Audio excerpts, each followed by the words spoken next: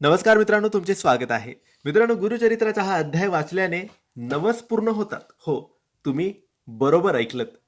नवस जर असेल तर तो पूर्ण करणारा गुरुचरित्राचा हा अध्याय असतो.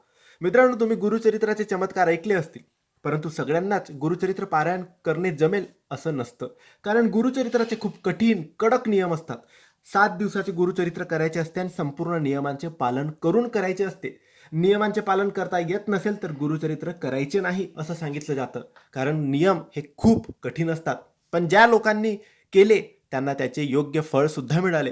ज्यांची इच्छा आहे त्यांनी नक्कीच संपूर्ण गुरुचरित्र करावे. पण या धावपळीच्या जीवनात, या धकाधकीच्या जीवनात प्रत्येक व्यक्तीला गुरुचरित्र करणं शक्य नसतं. म्हणून त्यांच्यासाठी वेगवेगळे अध्याय वेगवेगळे परिणामकारक असतात. वेगवेगळ्या अध्यायांचे वेगवेगळे लाभ मिळतात. तसाच एक अध्याय आहे. या अध्यायाने आपले नवस पूर्ण होतात, आपल्या मनातील इच्छा पूर्ण होते, जेही आपण मागू ते पूर्ण होतं. म्हणून हा अध्याय कोणत्याही दिवसापासून सुरू करा, पण ज्या दिवशी तुम्ही सुरू कराल त्या दिवशी तुम्ही तुमचा नवस बोला.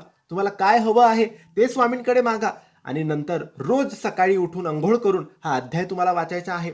आणि 1 महिना वाचा, 2 महिने वाचा, 3 महिने वाचा, 6 महिने वाचा किंवा कायम स्वरूपी वाचा, पण नक्की योग्य फळ तुम्हाला मिळणार म्हणजे मिळणार.